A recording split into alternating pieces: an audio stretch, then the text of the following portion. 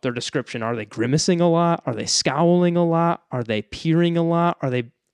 Sure. I would say for you, you're more of a scowler.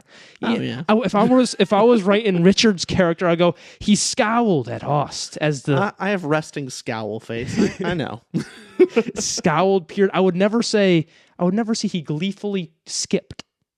That's not a Richard thing. I used to be a skipper.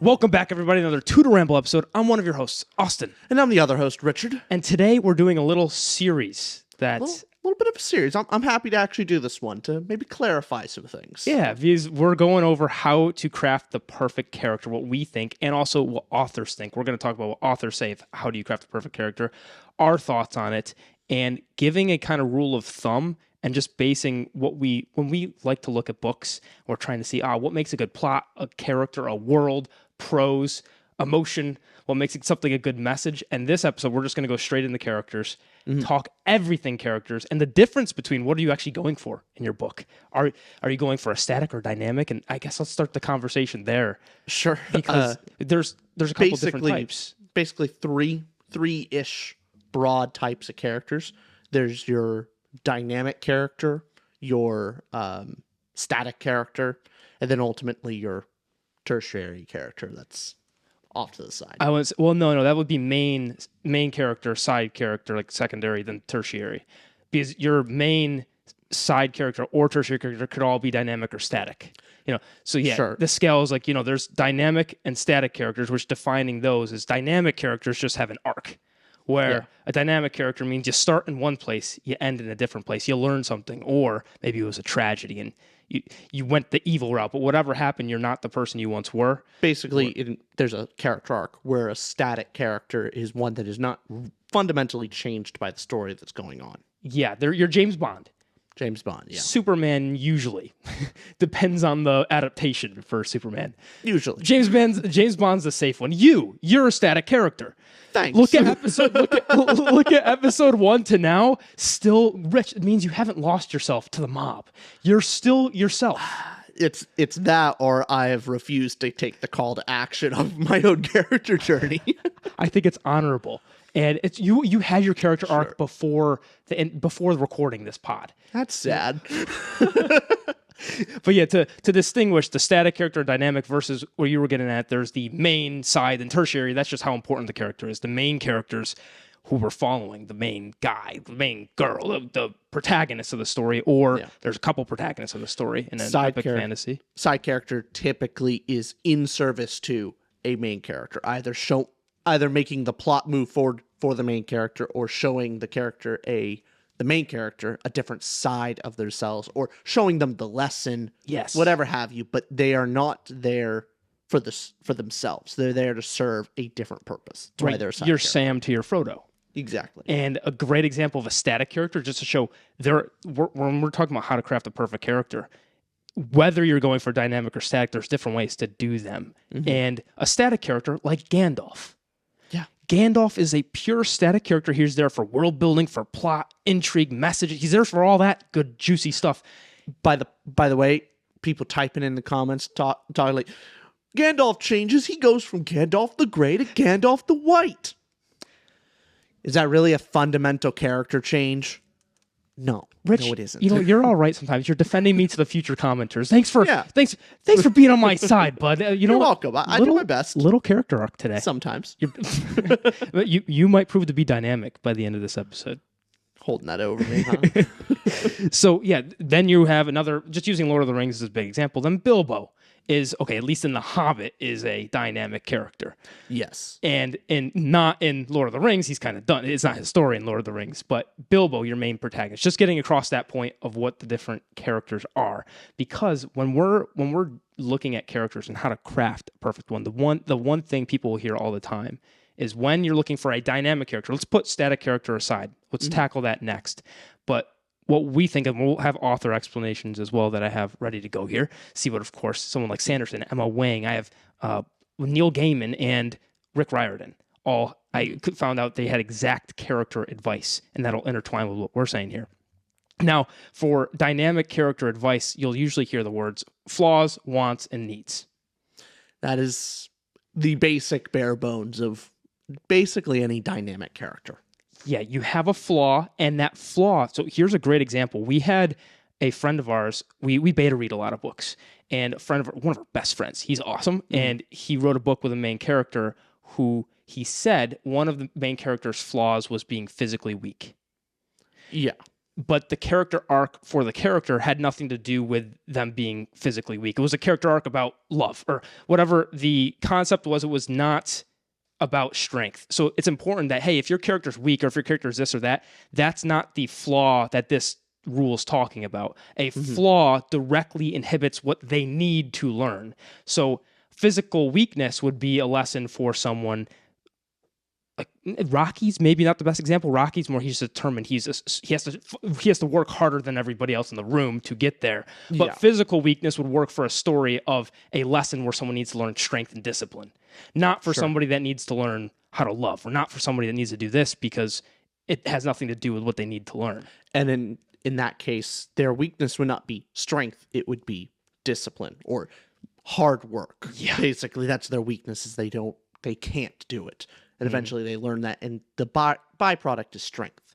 Typically, strength is not a character weakness one way or the other. Yeah. So, but that's dealing with character, not or strength could maybe be a plot issue.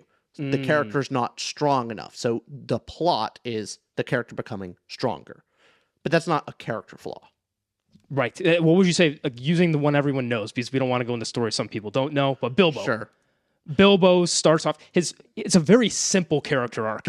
It's a more of a children's story, but also timeless. But starts off with a very simple note. I mean, Bilbo being afraid to leave home. Yeah, afraid of the unknown, basically. And he needs to learn how to go on an adventure of his own and learn and have friends and not just be in the shy. So it comes out of his small flaw there. Basically, how to come out of your shell. And there's a bunch of things on just overcoming cowardice, overcoming greed. A lot of it is the reason why I love Bilbo a lot he is not just a dynamic character, but in many ways has some static elements to him that he changes other characters. So it's a very fun mix of he also affects other characters. The stuff that he has right, his positive qualities affect other characters, and he changes them. Right. And the fact that him being a hobbit, being able to turn down the dragon's horde and turn down that greed, really taught Thorin a great lesson. Yeah. And same thing for the elves and everyone else. And that's a really fun dynamic. You don't have to be all in one camp. You can have a little bit of both and play with it. But these are typically the character traits that you have to pick and choose. Right, which is where you get to your more gray characters, your anti-hero characters. Because if we're talking about an arc where they learn something good, but they had good qualities, the way to just make your character more gray is, okay, they have an arc, but maybe it's a more murky arc, or maybe their personalities are... You can lean into how evil you want your characters to be. Some people, George R.R. Martin would make his characters very gray. Yet the lesson they learn along the way doesn't have to be a morally good lesson. They can learn the wrong lesson very easily. Or, I mean, again, a gray character doesn't need to be dynamic. You can have... there's so many different options, but what would you actually say to this? Because I think there are some characters which go along the tragedy route, where it is set up like a dynamic character where the character clearly has an arc, but ultimately fails and goes back to square one. So full circle, almost changes and then reverts back to how they used to be. So they ultimately didn't change, but they tried to. Right. Where would you put that between like a static and a dynamic character? I would say it's going with I don't know how correct this is. This is my reaction, is that it's going for dynamic. So the characters having changed, they have their flaws, wants, needs, and it's kind of like a failed redemption, or a failure to achieve your arc. But static character, when I think static character, it's very much they're there for other reasons than following their character journey. So Gandalf, as in pure static characters, you're not there to see Gandalf fail to redeem himself or redeem himself. Whereas a dynamic character, you would look for whether they fail or succeed in their arc, there's still a trajectory. Static characters, it's just a pure line. If we're doing a graph, Austin, editing Austin, don't do this, it adds more work. But imagine a line, right? Static characters constantly there for plot or world building, and the dynamic character could have their arc go, ooh, and then back down to the start, or their arc could just be exponential. Get the point. The line's moving, at least. That's what I think. Sure. Do you agree with that? I would agree with that. Okay. Because, yeah, a failed character arc is still a character arc at the end of the day. Mm-hmm. Versus your, I don't know. Perito from Puss in Boots 2. Perito. Great static character. Amazing. Fantastic. Yeah. Often, I think the static characters give you, I mean, this is one of the lessons in some of the more basic books on plot structure. Yeah. That often the character who has flaws, wants, and needs, very early on in the book or in the story, there will be a side character that will basically tell the main character the ultimate lesson. So the character wants X, but they really need Y. And a side character will actually basically show them that actually you need Y. The character says, no, I need X, and therefore goes on the journey. Like the reason why we have a story is because they didn't take the advice or they didn't believe the side character in the first place to teach that lesson. Exactly right. Puss in Boots 2, great lesson of Perito from the beginning basically tells Puss what he's the solution to Puss in Boots' problem. Yeah, exactly. He's the solution, but Puss doesn't listen to him, doesn't believe it, because Puss still needs to go on the journey, honestly, the story.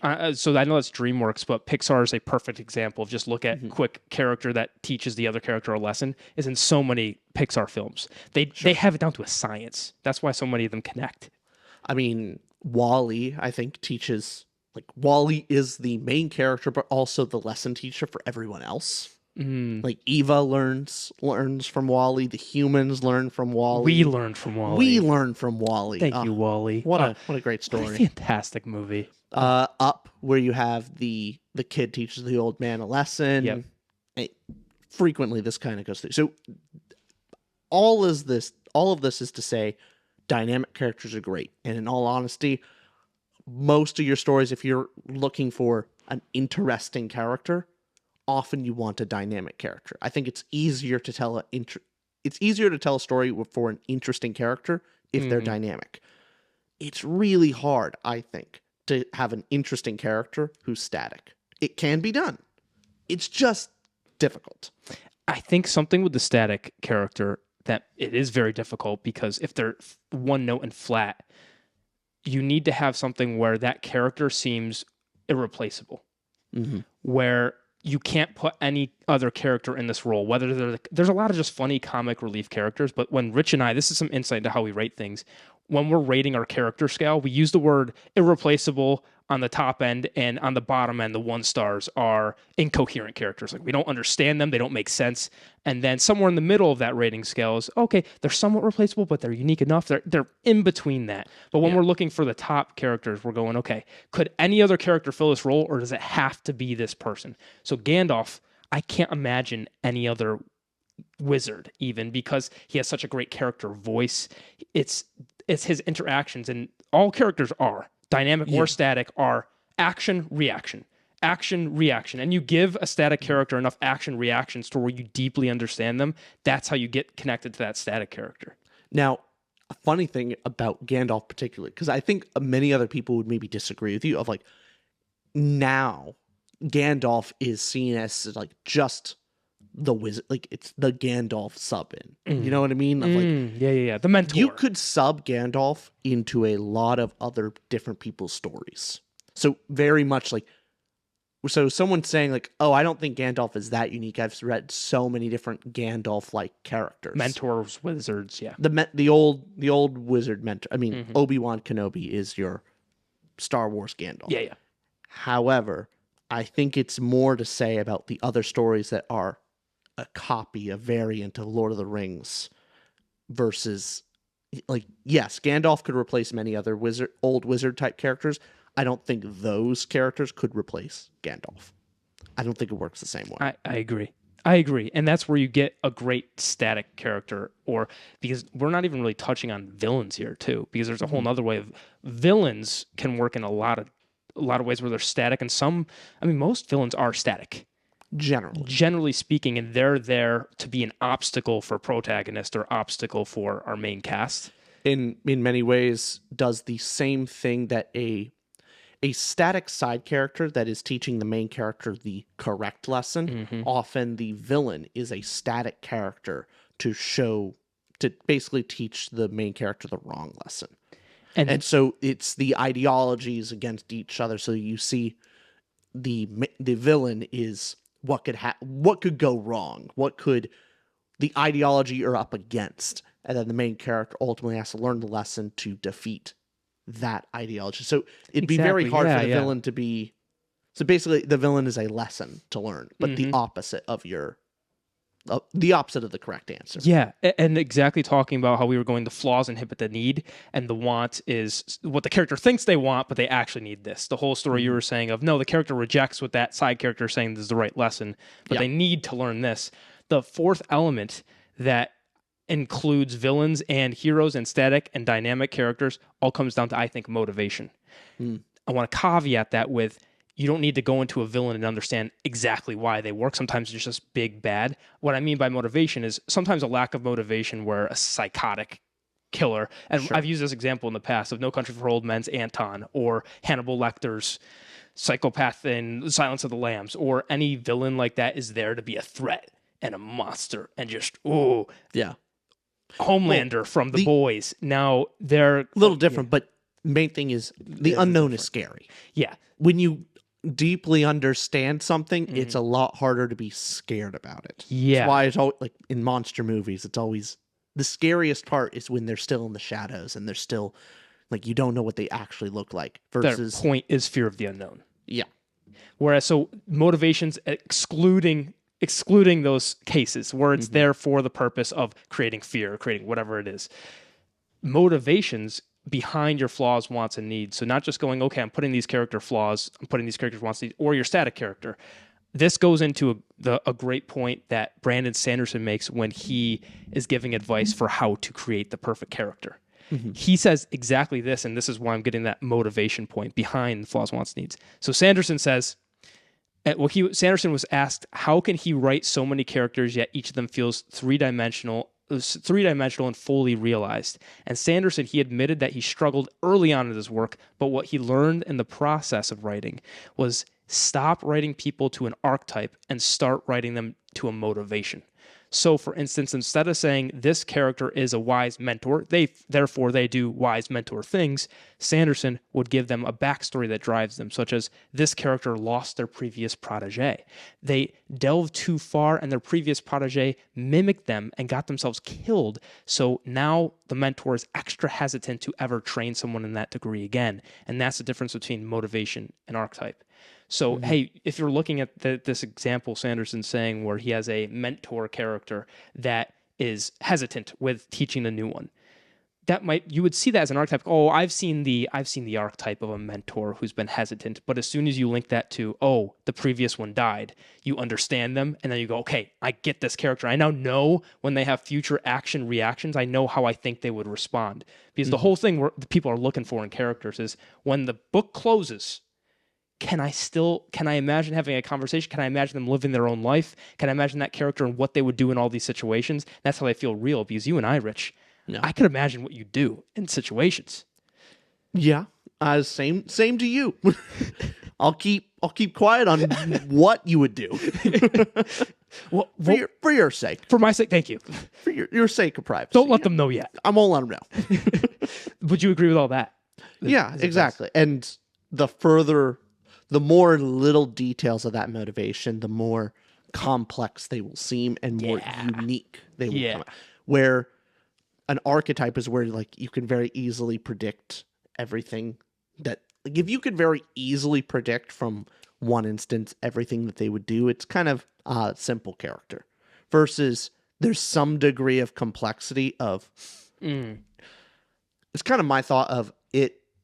There are some people out there where you learn one opinion about someone and you know all their opinions. Oh, yeah. And you just kind of like, you look at them a bit like, it's disappointing. And it feels predictable. The person can feel like an archetype. If you learn one thing, then you know everything. Versus a more interesting person is you learn one opinion and you can't predict everything else.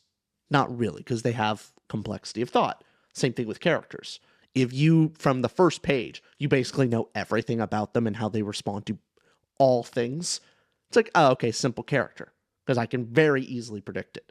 Versus a character where you're understanding them, but there's details of, oh, they react, I wouldn't have predicted that, but now that I know the information, I do. That kind of complexity of action reaction to scenarios what makes a character complex and irreplaceable. Because here's the point to that. Because in a story, characters are put in situations that us in everyday life aren't. So yes, I have a full understanding of how you'd react in situations. I think the beautiful thing about stories is then, well, how would Rich act under? How would he act in war? Like, how would you act when guns pointed at your head, you're haul-assing in the middle of no man's land, and how would you react there? I would have an idea. I'll go, I think Rich, but then you've never been stuck. You could believe you would be heroic, but then what would your conviction be? We had that conversation a while ago on beliefs versus convictions of, and I know this is not an actual definition. It's just kind of an internal definition for how I think of it. Is you can have a lot of beliefs, and beliefs are things you've thought out and you believe. A conviction is a belief that's been tested. I believe, and personally, and again, this is a belief, that there's many things that you can never know until you've actually been tested. There's opinions that you can hold where it's like, example, I've never been to war. I can maybe believe how I would react if I was put in certain situations. Ultimately, though, I know that I'll never know. Right. I'll never know unless I'm actually tested. I may believe, oh, I would react this way. You don't know until it actually happens. And that would be the conviction. And I think that's the fun thing with a book, is it's that you get to the beliefs, but then the story unfolds and shows a conviction. Because I think that combines our points, because I'm going at the fully realizing and understanding what a character would do, but you're talking about the point of, okay, but then put them in this spot. And what would they really do? And what would their true colors really show? Actually, that's ML Wang's character building. Yeah, her. I really loved her advice on how she builds characters. Do you want to give it out? Absolutely. So ML Wang wrote Sword of Kaigen. I think she is fantastic book. Masterclass at writing characters. If you have not read that book, read that book, or at least listen to this advice from her, not our mouths. She puts her characters in 3 different situations. I won't go into detail into paragraphs and paragraphs, but here's the 3 main situations. It's the 3 Ds: the day at work, the detractor, and the dragon. And all that means is the day at work is how would your character, she asks a bunch of questions of what would your character do in a day-to-day normal situation. What would they do at work? What would they spend their time doing, eating? What kind of food would they, really generic stuff. And then the detractor is, well, now put them into a debate. How would are they aggressive in an argument? Are they more reserved? In a stressful situation, how would they handle themselves when being confronted with someone that disagrees with them? And then the third is the dragon. And the dragon, she uses this as a scenario with some huge climax of a story where there's a literal dragon. How would they deal with that war situation you're talking about? Yeah. Their actual convictions. So you believe their day at work is like this. People on camera here listening can believe we're friends outside this podcast. They can believe that. But if they see it outside the podcast... Yep, our friendship is only a belief. There's no conviction in it. But to simplify ML Wang's point, it's basically you're seeing the character's baseline, then their belief, and then their conviction. So how are they on day-to-day level where they're not challenged? And then how are they challenged? How do they respond to, what do they believe and how do they respond? Mm-hmm. And then lastly is, let's put that belief to the test and actually show. And that's kind of where some fun character stuff is a character can believe one thing, then ultimately do another. I don't know if this is, I don't think this is completely spoilery, but I do want to bring up something with basically two separate characters. One is Matt Coffin from The Wheel of Time. What I really enjoy about his character, what's really fun, is his beliefs and his convictions are opposites. He believes one thing in his own head about himself. He sees himself as one type of individual, as a selfish, wheeling and dealing, just kind of sleazeball who's ultimately not out there for other people. And he's there for himself. His conviction, when he's given the opportunity, when he's faced with that type of scenario, I'm gonna help Egwene. Yes. He always chooses to help out his friends and help out the other person at great personal sacrifice. But he never acknowledges that. He is completely divorced from his actual convictions, which makes him just so much fun to read. I enjoy that a lot. The same thing with Can I give an example we both know as well? Go ahead. Dungeon Crawler Carl. Yeah. Carl's a very small example of this, where he's this gruff man, and no spoilers on this. Trust me, this is very, very light intro of the book, but Carl is this very gruff man who says, "Oh, this stupid princess cat that gets his girlfriend's cat, who's called Princess Donut, gets pampered and all this glamour. He just hates it, and he's just kind of gruffing on that side. But his convictions are he loves that damn cat. Yeah, he sticks around that cat. Oh, it's such a cute cat. Yeah." Small, cuter example, but did you have another one to bring up?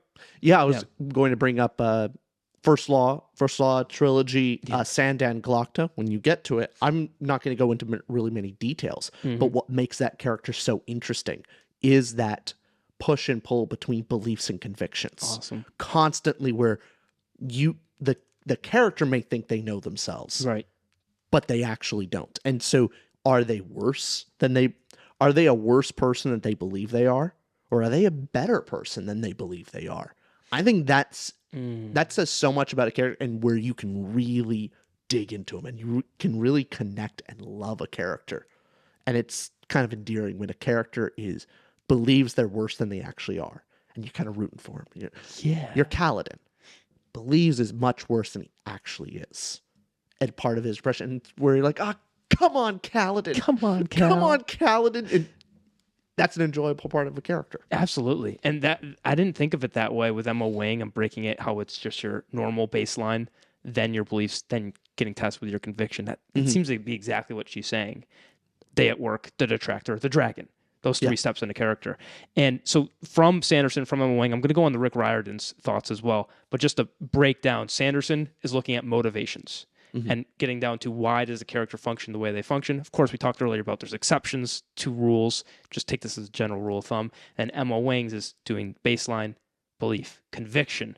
And then I have RIordan's point of view, and he has his five big tips that he advises. And this is coming from the perspective of more of a YA middle grade author. RIordan, he wrote Percy Jackson.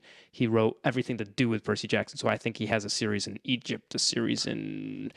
I know the Egypt one, I don't think it's actually connected, but he's also written that, yeah. It's Percy Jackson, but Egyptian gods. Yes. What it is. He does a lot of cool mythology. We loved Percy Jackson growing up, but yeah. Here's his basic advice.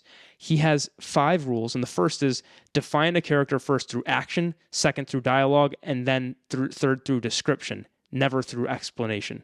So just making it so you're not explaining this is how they work. The general show, don't tell, but he's saying action, and I want to focus on that action part of all books are repeating action, reaction. That's how we get to deeply understand a character. So what do they actually do? And he's saying second, dialogue, and then third, description. So what are they actually doing? What are they actually saying? How are they actually physically reacting as well? Their description, are they grimacing a lot? Are they scowling a lot? Are they peering a lot? Are they...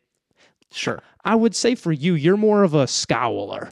Oh, yeah. If I was writing Richard's character, I go, he scowled at Host as the I have resting scowl face. I know. scowled peered. I would never see he gleefully skipped. That's not a Richard thing. I used to be a skipper. No way. Oh, I love skipping. Oh, Skipping's great. It's a great way to get around town. Great way to stay in shape. I would pay to see you skip today. That's our next merch drop. Oh, yeah, just us skipping. Yeah. Yes. Then his next piece of advice is be impressionist rather than a realist. And he's saying that describe characters as Dickens did, with a single deft stroke. A laundry list of physical traits is realistic, but it's not memorable or compelling. A jarring metaphor for the character or focus on one mannerism or physical trait can be very compelling. And an example he puts is she was a human tornado.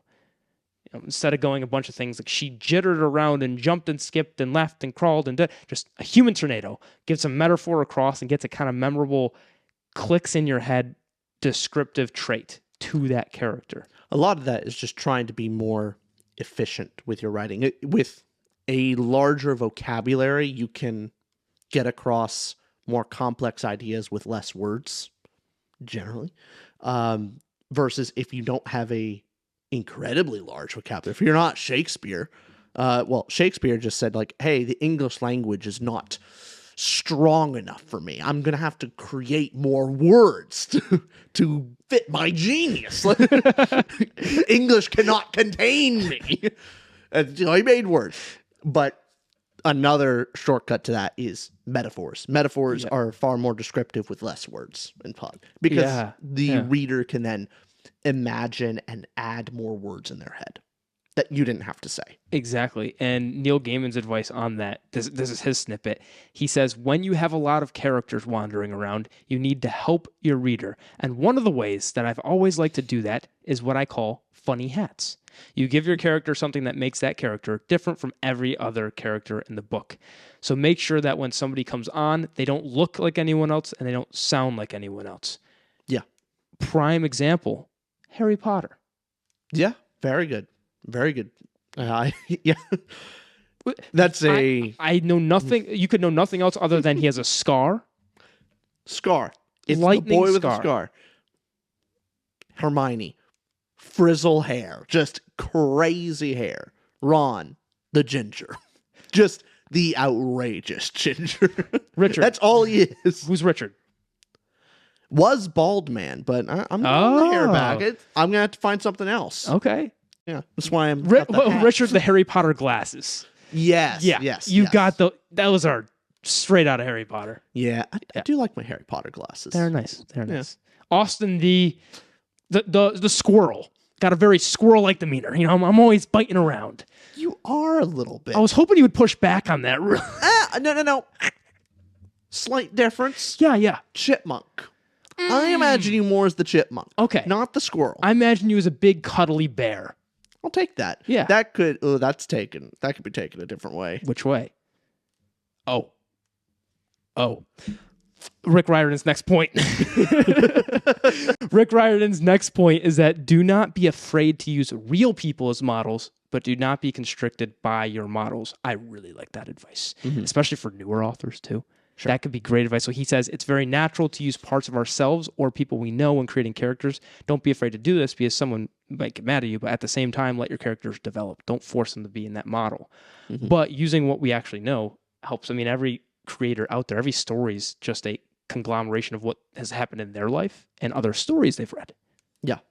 It comes back to our kind of AI idea of, I think, AI eventually will get to the same place as humans, or at least really close, because what humans do is absorb information and experiences from their own lives and the things they've already read and basically reinterpret it into a new fresh story. AI basically does the same, just more rudimentary process, but larger data set. I get you. We've had our AI debates on here, but I do disagree with you but not. I don't 100% disagree with you. I do disagree. We've talked about it several times. So go watch our other podcast episodes on AI debates. We've done it several times. Yes. I think if you guys want to see, we did it on the Sanderson and Daniel Green. They had 10 warnings for authors or whatever it was for publishers. And then we also talked about it with Brian McClellan, with Brian Lee Durfee, and then some other podcast episode. Yeah. But if you want a detailed conversation there, go there.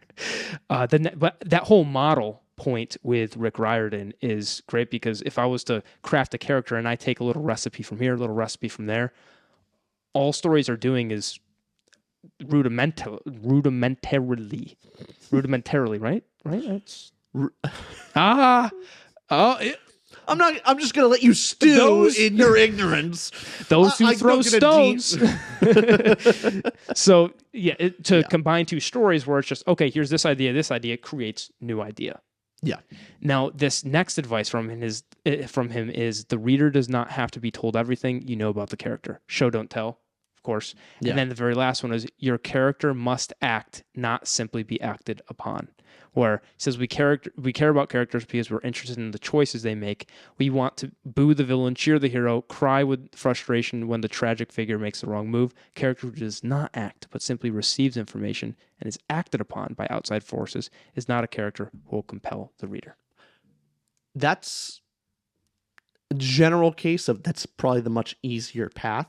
You can have a character that is just reacting and not actually acting upon the story. It's your more static character where they're not really changing. It's just constant. But you have to have a really fascinating plot, a fascinating world, an interesting message for that to really work. And even then, kind of difficult.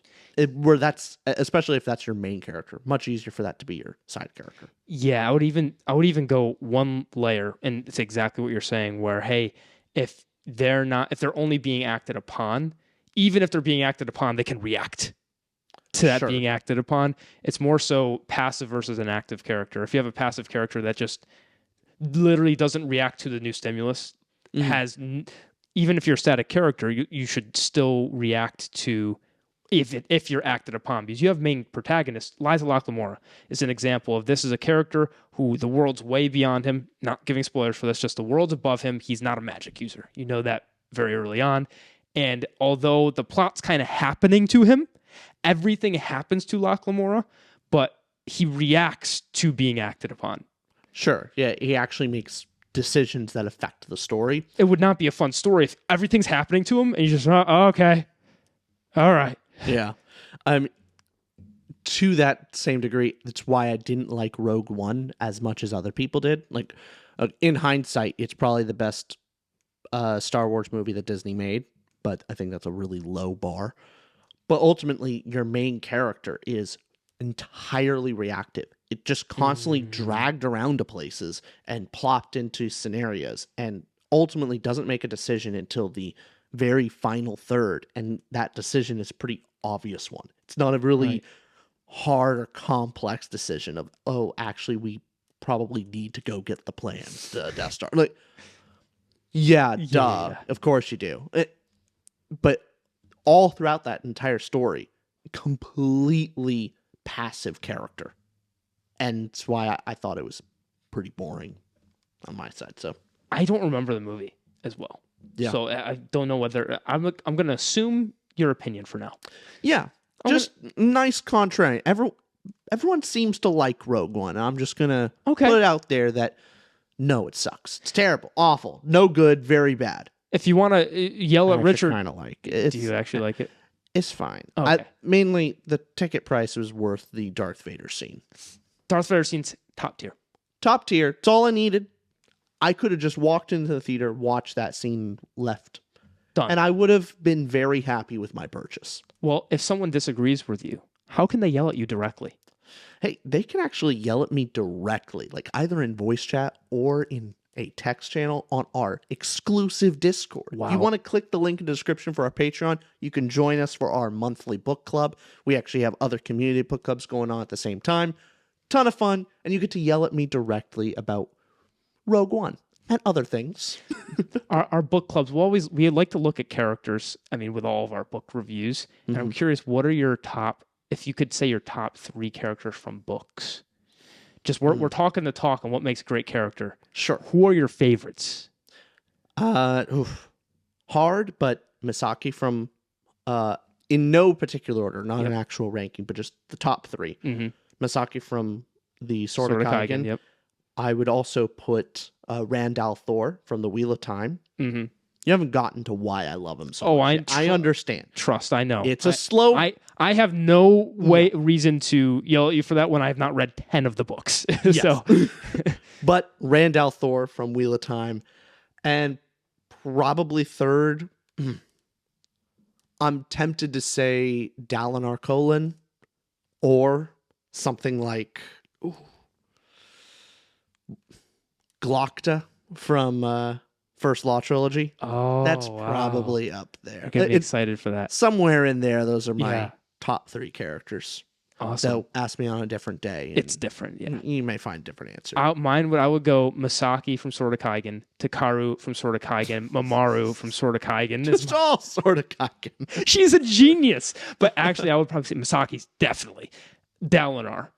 Yeah. And then, man, the third, it depends how you ask. You want to give it to your boy Darrow? Depends on the book. I'll give it to Peak Darrow, but other times there's hills and valleys. Actually, recent thing, I'm at the tail end of Demon in White. Oh. I'll put in my top 3 Hadrian Marlowe. Oh, wow. Yeah. Wow, he really turns around, doesn't he? Oh, he does. Okay. Fascinating character. That's awesome. Really good. I'm enjoying it. Oh, yeah. Well, Rich, this whole breakdown, what do you think the most important things to stand out from this character discussion of what makes a great character? Is it the action reactions, flaws, wants, needs, motivations? What else? All of these are important, but ultimately it's show don't tell is probably the biggest one. But it comes from history. You kind of know what has happened to them, and once you start building up a database really of actions and reactions for a character, and then you extrapolate further upon that, that's basically a character. Ultimately, if you can come up with a character and then you come up with different scenarios of how they reacted to certain things, maybe you're not even putting those into the actual story, but from there, you tell the rest of your story, I think you'll probably have a decent character. That's what we think about characters. Yep. Let us know what you think down below. And we're going to go into plots, world building, all the things that we think make up a great novel. Yep. In the future. I'm excited for all those. Bye, everybody. Bye, everyone.